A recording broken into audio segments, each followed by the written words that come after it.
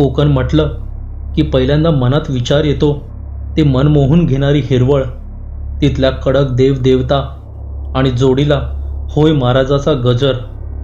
मनात गुपिते घेऊन बसलेल्या हिरव्या गर्द झाडीतील लपलेली वनश्री, खळखळता खोल समुद्र, भरपूर मासे, नारळाची झाडे, पावसाळ्यात लाल पाणी अंगावर घेऊन दुथडी भरून वाहणारी बाव नदी खूप जुनी आहे म्हणतात. कितीतरी गावे तिच्या काठावर वसलेली आहेत असं म्हणतात. ही नदी कधीही पूर्ण आटत नाही. एरवी सगळ्यांसाठी जीवनदायी ठरणारी ही नदी पावसाळ्यात मात्र रौद्र रूप धारण करत तिच्या प्रवाहात येणाऱ्या सगळ्यांना सोबत घेऊन पुढील वाटचाल करते. तिच्यात सामावणारा क्वचितच जिवंत परत येत असे. असे कित्येक बळी तिने घेतले होते, त्याला गिनतीच नाही. दरवर्षी 1-2 लोक नदीत जीवानीशी गेल्याची घटना होतच असतात. तर एका गावात असाच एक 4-5 मुलांचा ग्रुप होता. वयानुसार येणाऱ्या साहसाच्या धाडसाच्या सगळ्या भावना त्यांच्यात होत्या. गावात कोणतेही संकट आले तर हे 5 जण मदतीसाठी आधी धावून जायचे. झालेला प्रॉब्लेम सोडवायला त्यांना अनेकदा यशही मिळाले असेल, म्हणून त्यांना एक प्रकारचा गर्व देखील झालेला होता की आपण सगळं काही नीट करू शकतो. बाव नदीबद्दलच्या वदंता सर्वश्रुत होत्या आणि त्यात बरेचसे तथ्यही असल्याने सगळ्यांनी त्यासाठी काही नियमही बनवले होते, जेणेकरून अजून पुढील होणाऱ्या दुर्घटना टाळता येतील. जसे कडकडीत 12 किंवा 3च्या उन्हात नदीवर जाणे टाळणे, पावसाळ्यात एकटे दुकटे पोहायला न जाणे, पाण्याचा खोलीचा अंदाज नसताना नदीत चुकीच्या जागी पोहायला उतरणे, सूर्यास्तानंतर नदीवर जाणे इत्यादी अनेक छोट्या छोट्या गोष्टी होत्या, ज्याला काही शास्त्रीय कारणे होती तर काही गोष्ट फक्त समाधानासाठी होत्या. गुरु, अभय, सत्या, धर्मा आणि वल्लभ असा हा 5 मुलांचा धाडसी ग्रुप होता. अशीच एकदा त्यांच्यात भूतांबद्दल चर्चा रंगलेली. बोलता बोलता त्यांचा विषय बाव नदीवर येऊन पोचला. भूताशी सामना न झाल्याने साहजिकच त्यांचा असल्या गोष्टींवर विश्वास नव्हता. बाव नदीबद्दल पसरलेल्या अफवा दूर करण्यासाठी काहीतरी उपाय करण्याचे त्यांनी ठरवले. गुरु म्हणाला, मग कधी जायचं नदीवर? त्यावर अभय म्हणाला, दिवसा ढवळ्यात जाऊन काय उपयोग, रात्रीचं जाऊया. सत्या मध्येच म्हणाला, मला तर नको वाटतंय रात्रीचं, असं पण घरचे सोडणार नाहीत. तू कधीपासून घरच्यांचं ऐकायला लागलास रे? धर्माने मध्येच टोमणा मारला. वल्लभ म्हणाला, मला पण सत्याचं म्हणणं पटतंय.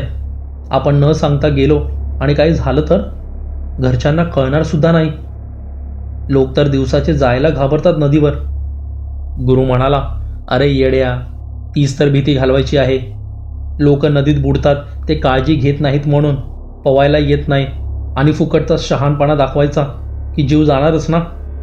अभय म्हणाला, त्यात आपल्या 5ही जणांना पोहायला येतं ना, मग कुठे अडतंय? धर्मा मध्येच बोलला, ठरलं तर मग आज रात्री नदीवर जायचं खेकडे पकडायला.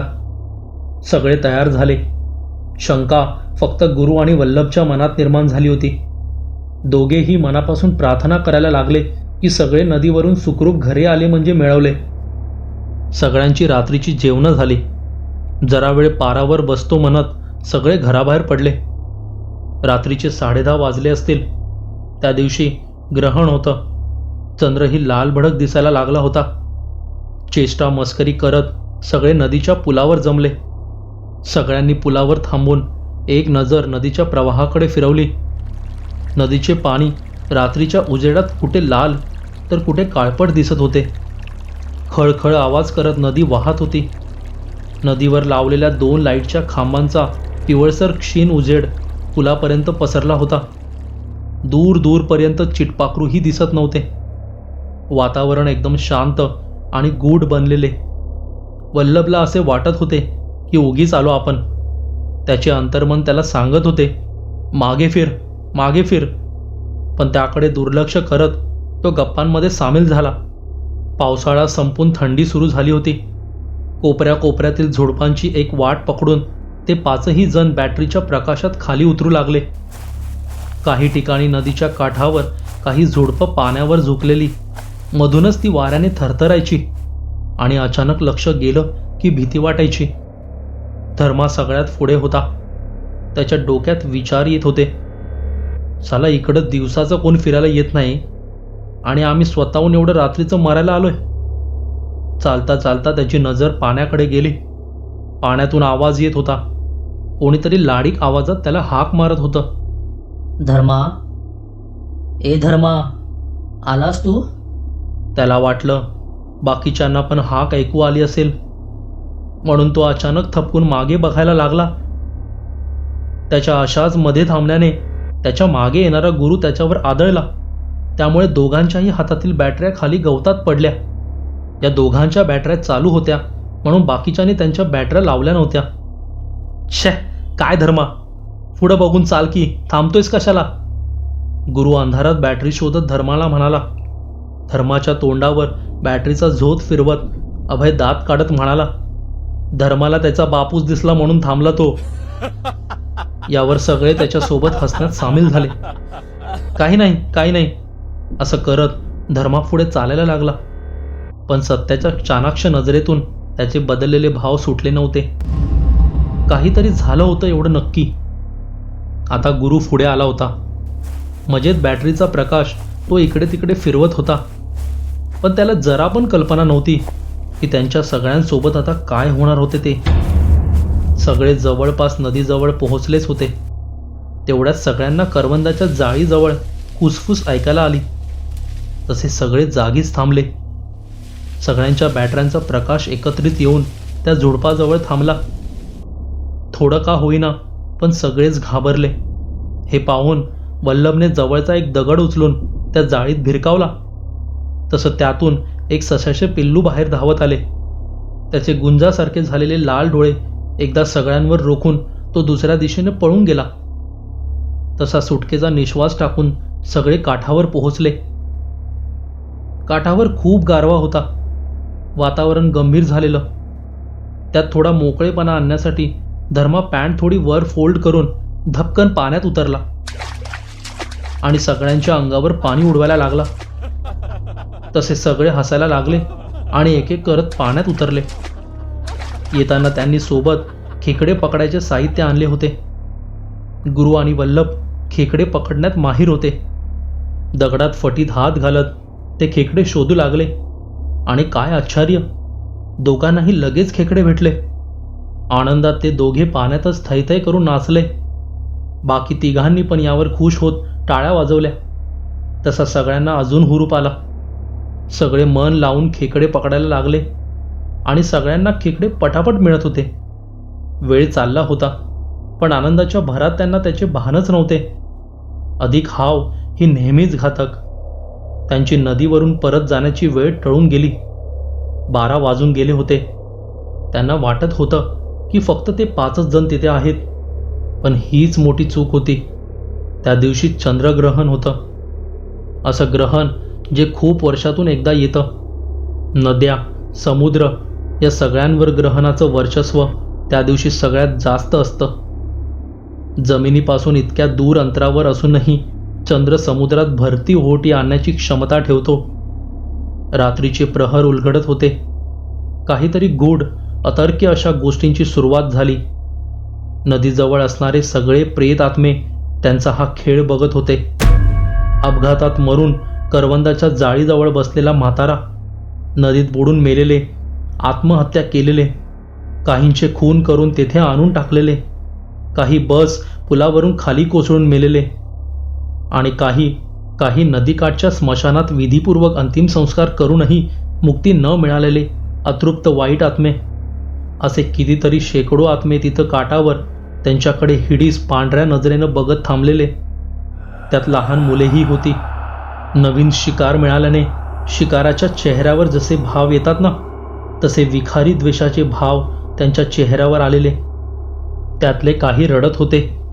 त्यांना मुक्ती हवी होती. पण हा सर्व खेळ तर विधात्याचा होता. जसा 12चा प्रहर उलटत होता तसं त्या अभागी जीवांमध्ये वेगळीच चेतना येत होती. ती सगळी भूतं त्या 5 जणांवर वार करून त्यांना आपल्यात सामावून घेण्यासाठी आतुर झाली होती.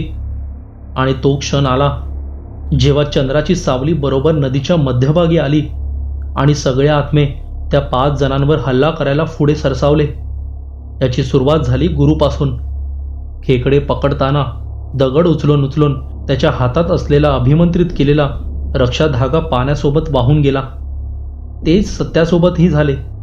खेकड्यांनी भरलेली पिशवी काठावर ठेवताना कुठल्या तरी झुडपाला अडकून त्याच्या गळ्यातील हनुमानाचे लॉकेटही अडकून तिथंच पडले. गुरुच्या शरीरापासून रक्षा धागा दूर होताच एका विवाहितेच्या आत्म्याने त्याच्या शरीरात प्रवेश केला. जवळच खेकड्यांनी गच्च भरलेली पिशवी त्याने नदीच्या पाण्यात पुन्हा ओतली. त्याला असे करताना बघून बाकीचे ओरडायला लागले, पण गुरु एकदमच विचित्र हसत होता. पण त्याहीपेक्षा भयंकर गोष्ट होती की ती पिशवी गच्च भरलेली असूनही त्यातून काहीच बाहेर पडत नव्हतं. ते पाहून सगळ्यांचं ओरडणं एकदमच बंद झालं. काहीतरी अनाकलनीय प्रकार घडतोय हे सगळ्यांच्या लक्षात आलं होतं. सत्या म्हणाला, चला लवकर, उशीर झाला, घरी जाऊ आता, गुरुला घ्या आधी बाहेर.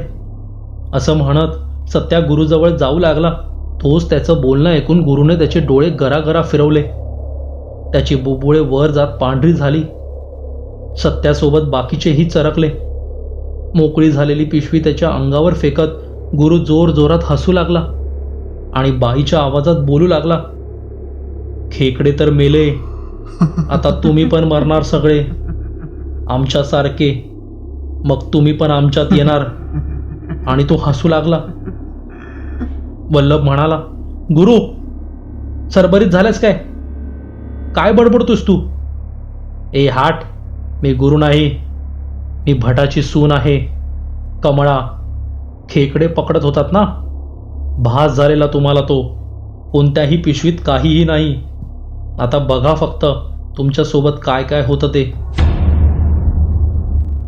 सगळे विचारात गुंतले.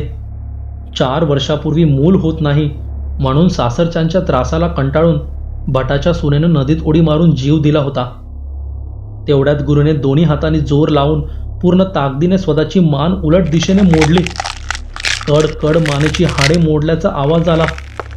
चौघेही जीव खाऊन ओरडले, गुरु. पण तोपर्यंत खूप उशीर झाला होता.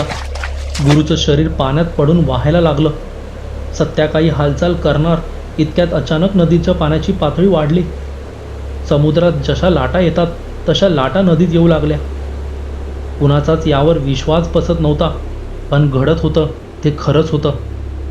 सगळ्यांच्या डोळ्यात देखत त्यांचा मित्र पाण्याच्या प्रवाहात वाहून गेला आणि तेव्हाच तो प्रकार घडला. नदीच्या पाण्यात एक उंच पारदर्शी भिंत तयार झाली आणि त्यात पाण्यात पडून मेलेल्या सगळ्या आत्म्यांचे आक्रंदन सुरू होते. सगळे हृदयाचा थरकाप होईल असे भयंकर किंकाळत होते. त्या पाण्याने एका सैतानाचा राक्षसी चेहरा धारण केला आणि या चौघांकडे त्यांना गिळंकृत करण्यासाठी आपला जबडा उघडून पुढे येऊ लागला. मानवी मनाला सहन न होणाऱ्या अतर्क्य गोष्टी घडत होत्या. धर्मा सगळ्यात पुढे होता. त्याला पळायचेही भान राहिले नव्हते. थिजल्यासारखा तो बघत थांबला होता. सत्याने त्याच्या दिशेने धावत येत त्याला काठावर ढकलले आणि त्या पाणीरूपी सैतानाने नदीची सगळी दलदल, घाण, हिरवट, शेवाळे, विषारी वनस्पतींचा झालेला चिखल असा सगळा गाळ त्या तिघांच्या अंगावर ओकला. खवळत त्या तिघांना आपल्यासोबत घेत तो आकार नदीच्या पोटात सामावला. धर्मा बधीर झाला होता. ज्या झुडपावर तो पडला तिथं त्याच्या हातात सत्याचे हनुमानाचे लॉकेट मिळाले. त्याला काय करू हेच समजत नव्हते. लॉकेट घट्ट धरून तो काठावर उभा राहिला. अवघ्या काही मिनिटातच त्याचे 4ही मित्र हे जग सोडून गेले होते. त्यांचा साहसीपणा आज त्यांच्या जीवावर बेतला होता. तो वाचल्यामुळे बाकी प्रेतात्मे त्याच्यावर चिडले. तो सुटला होता, पण मरता मरताही सत्याने त्याची मैत्री निभावली. इतका वेळ अदृश्य असणारे आत्मे आता समोर आले होते. त्यांच्यातील ते एक एक ध्यान पाहून धर्माच्या हृदयाचं पाणी होत होतं. सगळे त्याच्या अंगावर धावून यायचा प्रयत्न करत होते, पण लॉकेटमुळे कोणी त्याला स्पर्श करू शकत नव्हते. कसा तरी धडपडत तो पुलावर आला. त्याला कसलीच शुद्ध राहिली नव्हती. त्या प्रेतात्म्यांनी त्याच्या मनावर ताबा मिळवण्याचा प्रयत्न केला. तो आता पुलाच्या कठड्यावर वाकला होता. मित्रांच्या आठवणीने त्याला रडायला येत होते. त्याची नजर खाली वळली. खाली नदी नेहमीप्रमाणे वाहत होती. मगाशी घडलेल्या क्रूर प्रकाराचा मागमूसही तिथे दिसत नव्हता. पण तिच्या आजूबाजूला मात्र माणसांची दाटी दिसून येत होती, जशी जत्रेत दिसते तशी. फरक एवढाच होता की ही माणसे मेलेली होती. सगळ्यांच्या रडण्या ओरडण्याचा आवाज त्याच्या कानावर येत होता. जणू काही सगळे त्याला त्याच्या जवळ बोलवत होते. धर्मा, उडी मार, खाली उडी मार धर्मा. हा आवाज त्याच्या मनात घुमू लागला. त्याच्या मनाचा तोल ढळला. काहीतरी विचार करून धर्मा कठाड्याच्या अजून पुढे झुकला आणि तत्क्षणी त्याला विजेचा झटका बसल्याप्रमाणे तो कठड्यापासून दूर झाला. त्याच्या हातातील लॉकेट चमकून उठले होते आणि त्याने त्याच्या मनाला नियंत्रणात आणले होते. रडत ओरडत तो गावाकडे पळत सुटला. कसा तरी घराजवळ पोहोचून दरवाजाजवळच कोसळला. कितीतरी दिवस तो शुद्धीत नव्हता. गावात आकांत माजला होता. एकाएकी 4 मुले गावातून बेपत्ता झाली होती आणि धर्मा असा बेशुद्ध होता. एके रात्री त्याला अशीच जाग आली, पण तो आता वेडा झाला होता. जबरदस्त मानसिक धक्का त्याला बसला होता. ग्लासातील पाणी बघूनही तो आरडाओरडा करायचा. झोपेतून तो उठला. त्याला खिडकीबाहेर त्याचे 4 मित्र गजाला धरून उभे राहिलेले दिसले. ते पूर्ण पाण्याने निधळत होते. उजट मांस सडल्यासारखा वास येत होता. ते 4 त्याला त्यांच्या जवळ बोलवत होते. त्याने बाहेर येऊन मुख्य दरवाजा बंद केला आणि घराच्या आत आड्याखाली स्टूल घेऊन उभा राहिला. आड्याच्या बरोबर मध्ये पंख्यासाठी म्हणून ठेवलेलं एक मोठं खेळ्याचं टोक बाहेरच्या बाजूने आरपार ठेवलं होतं. त्याकडे बघत धर्मा विचित्र हसला आणि आपलं डोकं त्याने त्या खेळ्यात घुसवलं. आता ते 4 मित्र कधी कधी पौर्णिमेला पुलाच्या कठड्यावर बसलेले दिसतात.